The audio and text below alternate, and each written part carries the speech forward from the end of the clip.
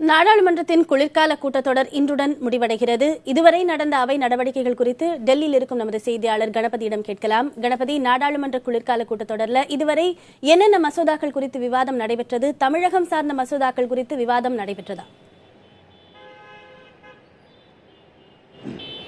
பெரும் எதிர்பார்ப்புடன் தொடங்கிய இந்த கூட்டத்தொடர் பெரிய ஏமாற்றத்திலேயே முடிந்திருக்கிறது என்று சொல்லலாம்.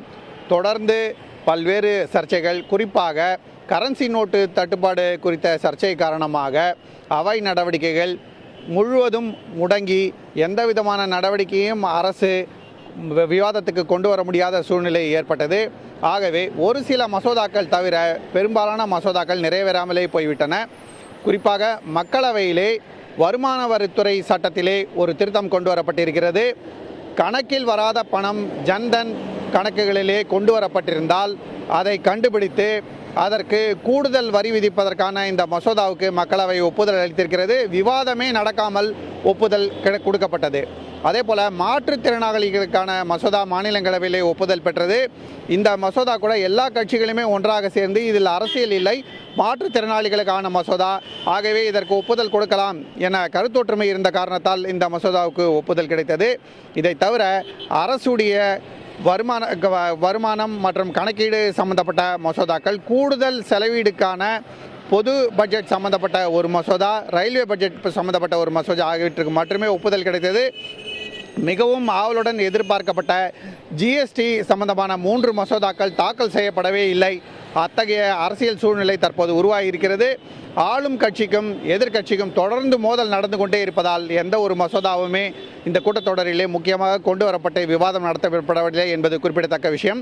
தமிழகத்தை பொறுத்தவரை ஒருவேளை ஜல்லிக்கட்டு நடத்துவதற்கு வசதியாக அதற்கான வழிவகை செய்யும் வகையிலே மசோதாவை மத்திய அரசு கொண்டு வருமா என பெரிய எதிர்பார்ப்பு இருந்தது. ஆனால் அது போன்ற எந்த ஒரு மசோதாவும் இந்த கூட்டத்தொடரிலே கொண்டு வரப்படவில்லை, நாடாளுமன்றத்தில் தாக்கல் செய்யப்படவில்லை. இதை தவிர இதுவரை மத்திய அமைச்சரவையின் ஒப்புதலுக்கு கூட அது போன்ற எந்த மசோதாவும் கொண்டு வரப்படவில்லை. ஆகவே ஜல்லிக்கட்டுக்கு வழி கிடைக்கும் என்று எதிர்பார்த்திருந்தவர்களுக்கு, தமிழகம் மற்றும் புதுச்சேரி மாநிலங்களை சேர்ந்தவர்களுக்கு பெரும் ஏமாற்றமே என்று சொல்லலாம். கணபதி, இந்த ஒட்டுமொத்த குளிர்கால கூட்டத்தொடருமே அமளியில முடிவடைஞ்சிருக்கு. ஒரே ஒரு மசோதா மட்டும்தான் நிறைவேற்றப்பட்டிருக்கு. 2 அவைகளுமே ஏறக்குறைய 20% அலுவல்கள் கூட நடைபெறல அப்படின்ற ஒரு தகவல்களும் நமக்கு கிடைக்குது.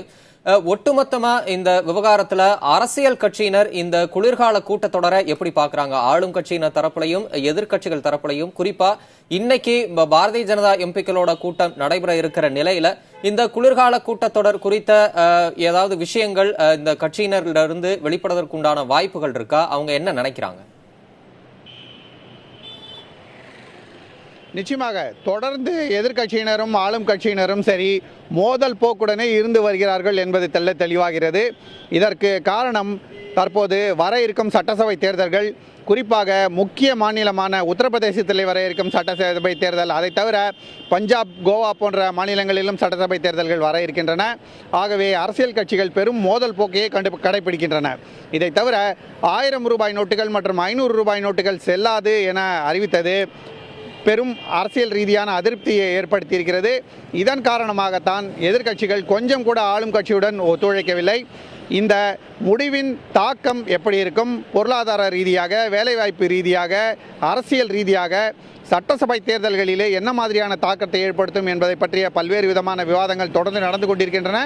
அப்படிப்பட்ட சூழ்நிலையிலே தான் எதிர்க்கட்சிகள் மற்றும் ஆளும் கட்சிகள் இன்று கூட காலையிலே ஆலோசனை நடத்தியிருக்கின்றன. பிரதமர் நரேந்திர மோடி தலைமையிலே பாரதிய ஜனதா கட்சியின் நாடாளுமன்ற உறுப்பினர்கள் ஆலோசனை நடத்தியிருக்கிறார்கள். எதிர்க்கட்சி தலைவர்கள் ஒன்றாக ஆலோசனை நடத்தியிருக்கிறார்கள். இப்படிப்பட்ட சூழ்நிலையிலே இன்றும் 11 மணிக்கு 2 அவைகளும் கூடும்போது மீண்டும் மோதலை தொடரும் என எதிர்பார்க்கப்படுகிறது.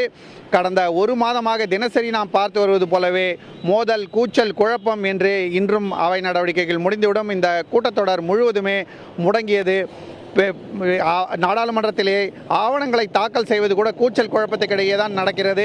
கேள்வி நேரம் போன்ற விஷயங்கள் கூட அவசர பிரச்சனைகளை எழுப்புவதற்கான நேரத்தில் கூட கூச்சல் குழப்பம் என்று தான் இருந்திருக்கிறது. அத்தகைய மோதல் போக்கு அரசியல் ரீதியாக சட்டசபை தேர்தல்களுக்கு ஆளும் கட்சியும் சரி எதிர்கட்சிகளும் சரி தயாராகி வருகின்றன என்பதை காட்டுகிறது. கணபதி, அமளியினால் நாடாளுமன்ற அலுவல் பணிகள் முடக்கம் செய்யப்படுவது ஏற்கனவே விமர்சனத்திற்குள்ளாகி இருக்கும் ஒரு விவாத பொருளாகவே இருக்கிறது. கடந்த ஆண்டும் கூட இவர்களுக்கு சம்பளம் வழங்க வேண்டுமா என்று பொதுமக்கள் தரப்பில் கேள்விகள் கேட்கப்படுவதாக நாமே செய்திகளை பார்த்திருந்தோம். இந்த நிலையில் இந்த முறையும் குளிர்கால கூட்டத்தொடர் அலுவல் பணிகள் நிறைவேறாமல் இருப்பது குறித்து அரசியல் விமர்சகர்கள் ஏதேனும் கருத்துக்களை முன்வைக்கிறார்களா? இதனை மக்கள் எப்படி பார்க்கிறார்கள் என்ற கருத்து உங்களிடம் இருக்கிறதா? மன்மோகன் சிங் தலைமையிலே யூபிஏ அரசு ஆட்சியிலே இருந்தபோது இதே போல தொடர்ந்து பல கூட்டத்தொடர்களாக கூச்சல் குழப்பம் என்று போய்கொண்டிருந்தது. எந்த ஒரு மசோதாவையும் விவாதம் செய்ய முடியாமல் அவையிலே முக்கியமான விஷயங்களுக்கு பற்றி கூட பேச முடியாத சூழ்நிலை இருந்தது. ஆனால் நரேந்திர மோடி அரசு பொறுப்பேற்ற பிறகு மக்களவையிலே பெரும்பான்மை, இதை தவிர கூட்டணிக்கு மிக அதிகமான பலம் என்றிருந்த காரணத்தால் இந்த போன்ற சூழ்நிலை மாறும் என்று ஒரு நம்பிக்கை ஏற்பட்டது. அதைத் தொடர்ந்து முதல் ஓரிரண்டு கூட்டத்தொடர்களிலே மக்களவையும் சரி மாநிலங்களவையும் சரி விவாதங்களிலே ஈடுபட்டன. நேரம் வீணாகாமல் ஒழுங்கான முறையிலே அவைகள் நடந்து வந்தன. ஆனால் தற்போது அரசியல் ரீதியான பெரும் மோதல் உருவாகியிருப்பதால், குறிப்பாக கரன்சி விவகாரத்திலேயும் சரி, அகுஸ்டா வெஸ்ட்லேண்ட் ஹெலிகாப்டர் பேர ஊழல் போன்ற விஷயங்களிலும் சரி பெரிய அரசியல் சர்ச்சையாக மாறியிருக்கிறது. இதன் காரணமாக தற்போது அவையின் நேரம் முழுவதுமாகவே வீணடிக்கப்பட்டிருக்கிறது என்று சொல்லலாம். ஏனென்றால் இந்த கூட்டத்தொடரிலே ஒரு விவாதம் கூட முழுமையாக நடைபெறவில்லை. அத்தகைய சூழ்நிலையில் தான் தொடர்ந்து நாம் பார்த்து கொண்டிருக்கிறோம்.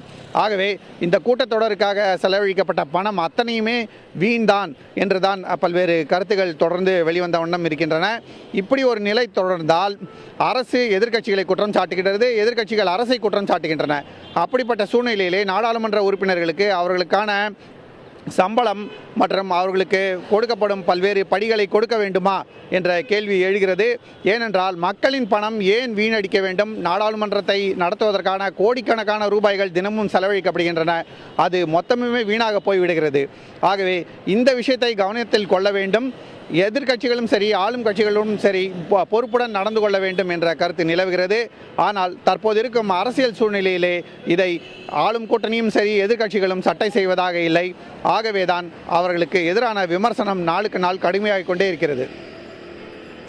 கணபதி, இந்த ரூபாய் நோட்டு விவகாரத்துல எதிர்க்கட்சிகள் ஒட்டுமொத்தமா இதற்கு முன்னதாக குடியரசுத் தலைவர் பிரணாப் முகர்ஜியை சந்திச்சு தங்களுடைய கோரிக்கைகளை மனுவா கொடுத்தாங்க. தற்போது எதிர்க்கட்சி தலைவர்கள் மீண்டும் ஒரு தடவை குடியரசுத் தலைவரை சந்திச்சு இந்த ரூபாய் நோட்டு விவகாரம் தொடர்பா சில கோரிக்கைகளை முன்வைக்க இருப்பதா தகவல்கள் வந்திருக்கு. அதே சமயத்துல காங்கிரஸ் கட்சியினுடைய முக்கிய தலைவர்கள், காங்கிரஸ் துணைத் தலைவர் ராகுல் காந்தி உள்ளிட்ட தலைவர்கள் பிரதமர் மோடியை சந்திச்சு இந்த ரூபாய் நோட்டு விவகாரம் குறித்து பேச இருப்பதாகவும் தகவல்கள் வருது. இதனுடைய உண்மைத்தன்மை என்ன? அந்த சந்திப்பு நிகழ்வதற்குண்டான வாய்ப்புகள், அந்த விஷயங்கள் குறித்து சொல்லுங்க. நிச்சயமாக எதிர்க்கட்சிகள் இன்று நண்பகல் 12:30 மணிக்கு குடியரசுத் தலைவர் பிரணாப் முகர்ஜியை சந்தித்து அவரிடம் மனு கொடுப்பதற்காக நேரம் கேட்டிருக்கின்றன. அவர் நிச்சயம் நேரம் கொடுப்பதாக ஒத்துக்கொண்டிருக்கிறார். ஆகவே இந்த கூட்டத்தொடரின் இறுதி நாளான இன்று கூச்சல் குழப்பம் என்ற சூழ்நிலை ஏற்பட்டால் அவர்கள் குடியரசுத் தலைவரை சந்தித்து எதிர்க்கட்சிகளுக்கு அவையிலே பேசுவதற்கு வாய்ப்பு அளிக்கவில்லை என்று அவரிடம் புகார் கொடுக்க இருக்கிறார்கள். அதே சமயத்திலே பிரதமர் நரேந்திர மோடி மீண்டும் மீண்டும் அவைக்கு வந்தும் அவருக்கு ஒரு நாள் கூட பேசுவதற்கு அனுமதி வழங்கவே இல்லை. எதிர்க்கட்சிகள் தங்களுடைய கருத்துக்களை மட்டும் எடுத்து வைக்கிறார்கள் என்ற விஷயத்தை ஆளும் கூட்டணியை சேர்ந்தவர்கள் வலியுறுத்த இருக்கிறார்கள். பிரதமர் நரேந்திர மோடியை காங்கிரஸ் கட்சி தலைவர்கள் சந்திப்பது ஒரு சம்பிரதாயமான சந்திப்பு. அதன் மூலமாக எந்தவிதமான தீர்வும் கிடைக்கவில்லை என்று நிச்சயமாக எதிர்பார்க்கலாம். ஏனென்றால் காங்கிரஸ் தலைவரான துணைத் தலைவரான ராகுல் காந்தி தொடர்ந்து சொல்லி வருவது என்னென்றால், என்னிடம் மிகப்பெரிய அளவிலே ஊழல் நடந்ததற்கான ஆதாரங்கள் இருக்கின்றன, அதை நான் வெளியிடும் போது அவைகளிலே பூகம்பம் வெடிக்கும், நாடாளுமன்றத்திலே அதை வெளியிடுவேன் என்று தொடர்ந்து சொல்லி வருகிறார். அதை இன்றாவது அவர் செய்வாரா என்று பெரிதாக எதிர்பார்க்கப்படுகிறது. இன்று ஒருவேளை அவை நடவடிக்கைகள் நடக்க முடிந்து விவாதம் நடந்தால் இது பற்றி ஓரளவுக்கு தகவல்கள் தெரிய வரும். ஆனால் அப்படி நடப்பதற்கான சூழ்நிலை இருப்பதாக தெரியவில்லை. ஆகவே இந்த கூட்டத்தொடர் தோல்வியிலே முடிந்தவுடன் நிச்சயமாக எதிர்க்கட்சிகள் ஆளும் கட்சிகள் மீது குற்றம் சாட்டும், ஆளும் கூட்டணியை சேர்ந்தவர்கள் எதிர்க்கட்சிகள் தான் இதற்கு காரணம் என்று சொல்வார்கள். அத்தகைய ஒரு சூழ்நிலையிலேயே இந்த கூட்டத்தொடர் முடிவதற்கான அனைத்து அறிகுறிகளும் இருக்கின்றன.